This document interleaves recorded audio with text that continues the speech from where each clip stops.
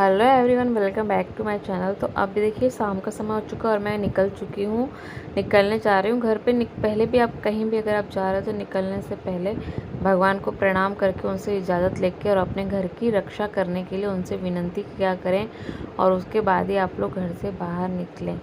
तो मैंने भी भगवान जी से प्रे करके अब घर से बाहर निकल रहे हैं और भगवान जी का आशीर्वाद ले करके बस ये सामान है जो पैकिंग वगैरह 7 बजने वाले और अभी हम घर से निकल रहे गाइस एवरीवन।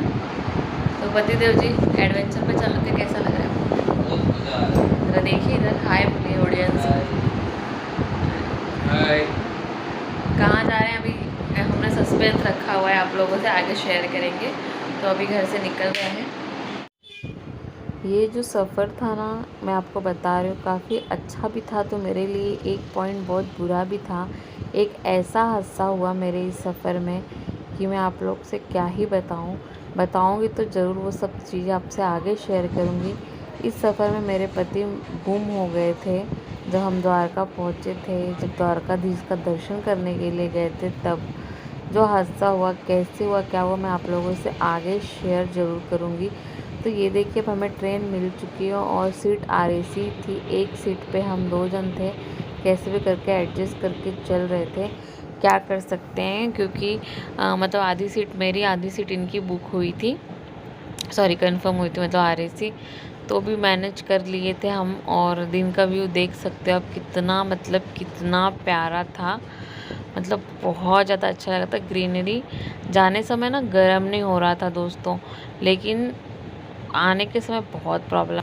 तो जाने की बात कर रही, इसमें मैं वॉइस ओवर कर रही हूँ क्योंकि ना जो मैंने वहाँ पे आपको बोला है, दिखाया है ना, वो मेरी आवाज़ कम और जो हवा और उस चीज़ की आवाज़ बहुत ज़्यादा आ रही थी।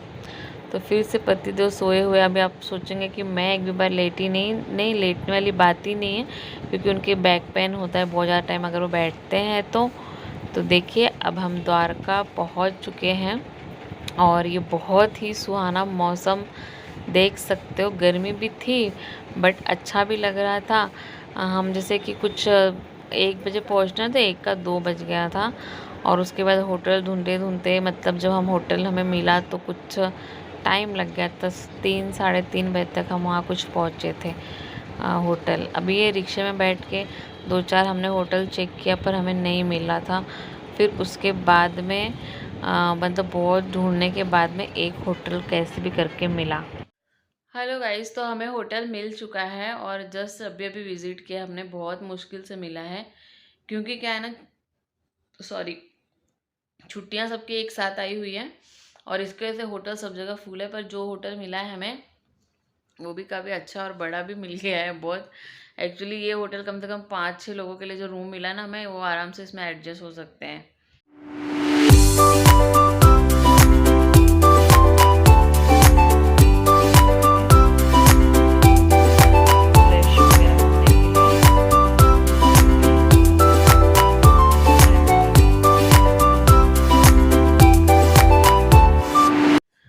गाइस तो फ्रेश वगैरह होकर के मुझे जहाँ जाना है वहाँ मैं निकल जाती हूँ।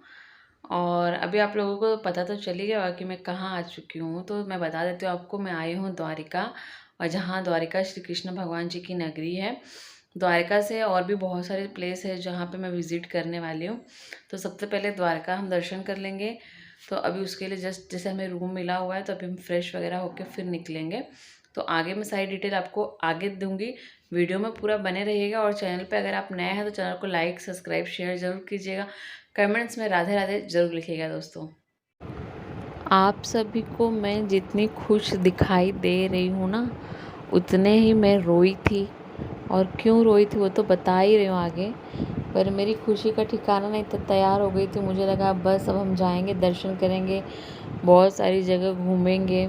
और कुछ ऐसा जो मेरे साथ हादसा हुआ कि वो मैं शायद मेरे लाइफ में कभी भूल ही नहीं सकती हूँ। और बहुत दिल मेरा ऐसा बैठ गया था, पता नहीं मेरी हिम्मत भी ख़त्म हो चुकी थी। जो मेरे साथ हुआ था वो कभी किसी के साथ भगवान ना करे ऐसा हो। दोस्तों हम निकल चले गए पतिदेव जी के साथ में और बहुत अच्छा लग रहा है यहाँ पे सच में। पूरा मतलब ना पूरा गांव वाली फीलिंग आ रही है यहाँ पे। जैसे हम गांव में जाते हैं ना तो बिल्कुल है ना, हाँ गांव वाली फीलिंग आ रही है ना यहाँ पे। गाँव ही तो है। वही आपको बैक कैमरा दिखाती हूँ मैं घर जरा।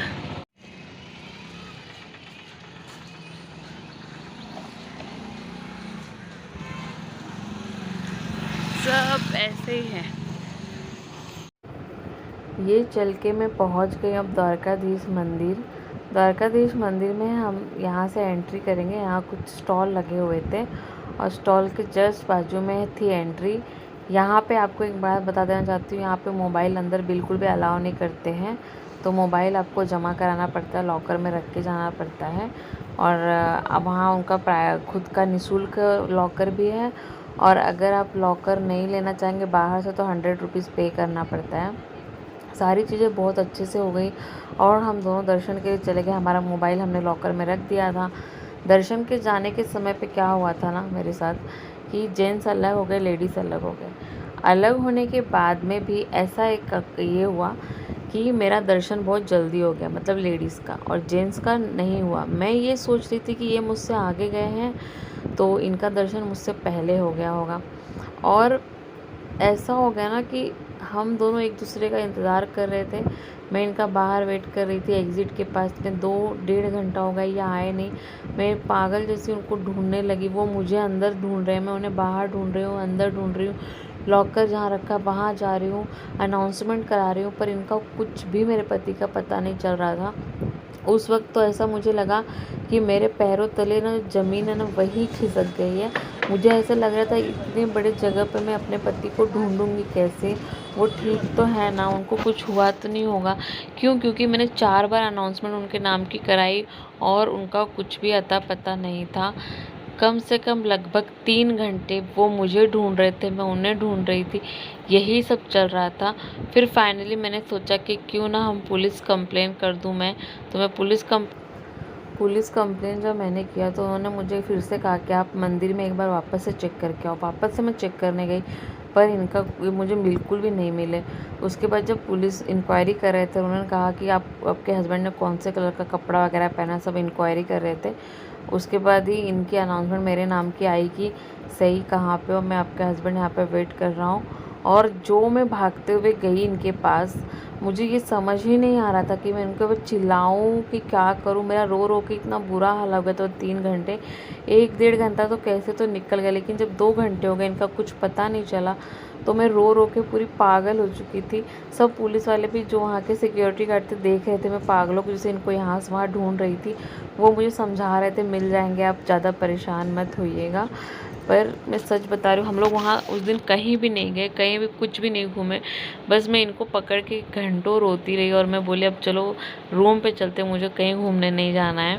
फिर इन्होंने मुझे बहुत समझाया और ये भी रोने लग गए थे। इन्होंने बोला कि आज पता चला जब कोई किसी से अलग होता है तो कैसा फ़ील होता है। मैं बहुत डर चुका था। फिर हमने कुछ थोड़ा बहुत खाना खाया और उस दिन जा कर के सो गए दोस्तों। फिर दूसरे दिन हम जहाँ घूमे कहाँ वो सब आपको नेक्स्ट व्लॉग में देखने को मिलेगा। तो उम्मीद करती हूँ आप सभी को व्लॉग अच्छा रहेगा। तो अब न्यू व्लॉग में सेकेंड डे हमने क्या क्या किया वो सारी चीज़ें आपको देखने को ज़रूर मिलेंगी।